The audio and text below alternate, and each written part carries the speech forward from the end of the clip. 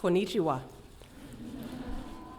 I am so pleased to be here today as the United States and Japan announce a new partnership to educate girls across the globe.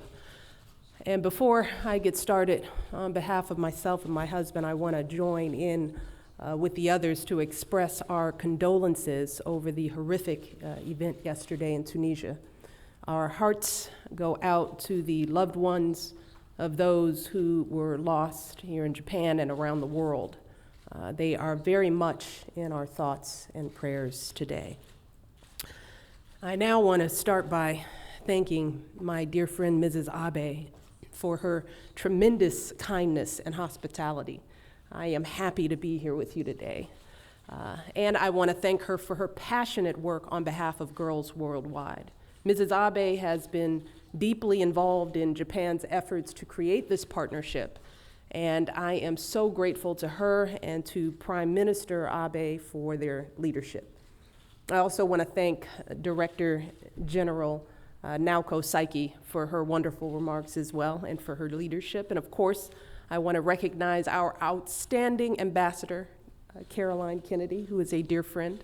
I'm thrilled that she could join us today because I know that she shares our commitment to addressing our girls' education crisis. And I don't use the word lightly. This is truly a crisis. Right now, as you heard, 62 million girls worldwide are not in school.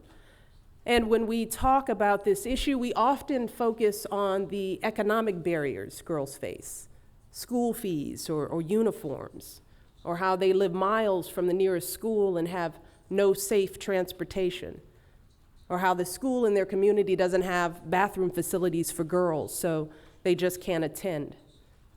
But we all know that the problem here isn't just about infrastructure and resources. It's also about attitudes and beliefs.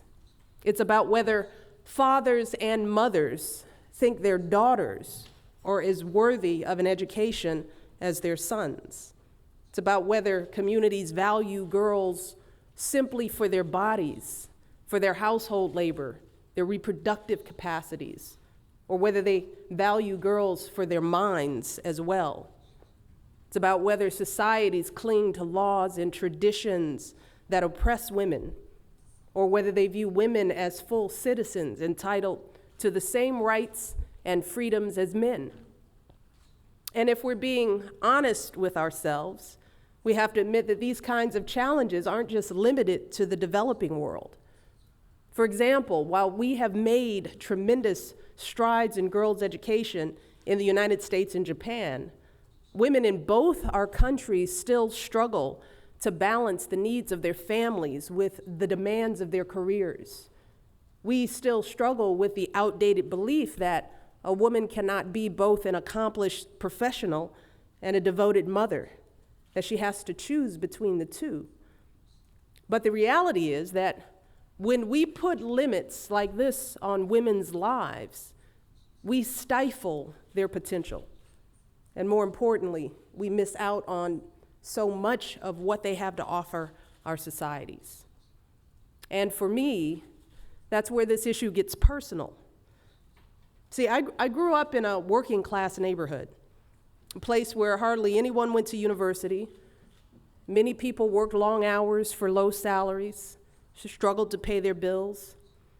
As a young girl, I was bright, outgoing, with plenty of thoughts and opinions of my own. But like a lot of young women, I was often primarily defined by my relationship to the men in my life. I was my father's daughter. Or even though I was just as smart as my brother, I could hit a ball just as far, I could run just as fast, I was always just his little sister. When I got to school, I sometimes encountered teachers who assumed that a girl from a humble background like mine wouldn't be a successful student. I was even told that I would never get accepted to the prestigious school like Princeton University, so I shouldn't even apply. Like so many girls across the globe, I got the message that someone like me wasn't supposed to have big dreams, that I should keep my head down, my voice quiet, and I should make myself just a little smaller to fit other people's modest expectations. But I was lucky. I had parents who believed in me, who urged me to speak up and make myself heard in the world. So I held fast to my dreams. I worked hard in school. I went ahead and I applied to Princeton, and I got accepted. I went on to become a lawyer, a city government employee, a hospital executive, and the director of an organization that trained young people to serve their communities. And most of all, I became a mother, which is by far the most important job I will ever have in my life. Now, continuing my career while raising my daughters wasn't easy, but for me, this was the right decision. For me, being a mother made me a better professional, because coming home every night to my girls reminded me what I was working for. And being a professional made me a better mother, because by pursuing my dreams, I was modeling for my girls how to pursue their dreams. And there were two main reasons I was able to achieve this balance. First, I had the support from my husband and family who believed in me, and from my employers who recognized the value of hiring women and providing flexible workplaces. And both Prime Minister Abe and President Obama are working very hard to create policies like this that allow women and men to be excellent employees and excellent spouses and parents. And second, like so many other women, I was able to achieve both personal and professional goals because of my education. My education was truly the starting point for every opportunity I have had in my life.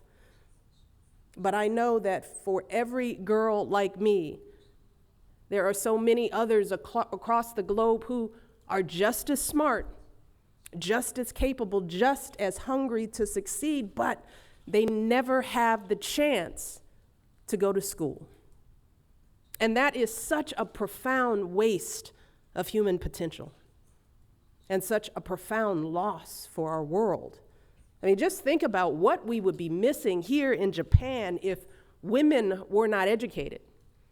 Just imagine if Sadako Ogata was never able to attend school and become one of the greatest diplomats of our time. Imagine the loss of her moral leadership at the United Nations. And what if the great violinist Midori never had the chance to discover her talent? Think about all the music we would never have heard. Think of all the beauty our world would have lost. And how about Chiaki Mukai? Without her education, she never could have become the first woman astronaut in Japan, inspiring so many young girls to reach for the stars. So just take my story, or any of these women's stories, and multiply it by 62 million. That's when we begin to understand the loss to our world when we fail to educate our girls. But when we do educate girls, when we truly invest in their potential, there is no limit to the impact we can have. Girls who attend school have healthier families. They earn higher salaries, and sending more girls to school can boost a country's entire economy. So we know that educating girls is the best investment we can make, not just in their future, but in the future of their families, their communities, and their countries. And that is why the United States government recently launched a new global girls' education effort called Let Girls Learn. As part of this initiative, U.S. Peace Corps volunteers will work side by side with local leaders, families, and girls themselves to help girls go to school and stay in school. They'll be creating mentoring programs, girls' leadership camps, and so much more. But as Mrs. Abe said, of course, no one country can solve this problem alone. And that is why I am here today in Japan. Japan is one of America's closest and most important allies and development partners. In fact, Japan is the largest aid donor in all of Asia. And today, Japan is once again leading the way with a 42 billion yen investment in girls' education. With this commitment, Japan is truly setting the standard for countries around the world. And with this new partnership between our two nations, we are issuing a call to action to nations around the world. In the coming months and years, we will be reaching out to world leaders and asking them to deepen their commitment to girls' education. For those who are already investing, we're going to ask them to invest more. For those not yet engaged, we will invite them to join us. And I think it is fitting that we are starting this global effort here with our friends in Japan. Because when it comes to development issues like girls' education, our two countries share a unique history, as you've heard. President John F. Kennedy launched the Peace Corps back in 1961, and that inspired youth groups here in Japan who helped found JOCV, which is celebrating its 50th anniversary this year. And today, President Kennedy's daughter is proudly serving as America's ambassador to Japan. And we are renewing our agreement for Peace Corps and JOCV volunteers to work together on issues like girls' education. As Mrs. Abe said, later this week, I'll be traveling to Cambodia, which is one of the first countries where Let Girls Learn will operate. And I understand that Mrs. Abe just made her own visit to Cambodia, where she focused on youth and education issues. And we are both so excited to highlight the work that Peace Corps and JOCV volunteers are doing in that country and so many others, how they're coming together to model the values of our nation, values like fairness, equality, openness, opportunity. And today, I'm reminded of something that President Kennedy once said about young people who want to join the Peace Corps. He said that they are a light to all who seek a peaceful world. And I think that is just as true today as it was 50 years ago, especially when it comes to educating girls. So many women leaders in developing countries, businesswomen, politicians, professionals, they can trace their journey back to a Peace Corps or JOCV volunteer who invested in their education. The story of a woman named Anastasia Msosa from Malawi is a perfect example. When Anastasia was a girl, Peace Corps volunteers came to teach at her school in Malawi. And Anastasia was struck by their kindness and generosity. Inspired by their encouragement, Anastasia went on to build a pioneering legal career, and she eventually became the first female Chief Justice of Malawi's Supreme Court. In reflecting on the impact the volunteers had on her life, Chief Justice Msosa said, and this is her quote, she said, "The volunteers shaped me into building up to be what I am." She said, "The time with the Peace Corps volunteers helped me to have dreams." And when Prime Minister Abe and Mrs. Abe talk about building a society where women shine, I think this is what they're talking about. They're talking about letting the power, the genius, the creativity of women shine through. They're talking about ensuring that women and girls can pursue their dreams. And that's what this effort is all about. It's about creating a world where women shine, a world where every family, every community, and every nation can benefit from the contributions of all of its citizens, men and women, boys and girls. And I cannot think of a better partner, better partners in this work than Mrs. Abe and Prime Minister Abe and the great country they serve. I am so grateful to them. I am grateful to all of you. And I am so grateful to the Peace Corps and JOCV volunteers who are making this vision a reality every day across the globe. I look forward to working with all of you in the years ahead to give girls worldwide the education they so richly deserve. Arigato gozaimasu. Thank you. Thank you so much.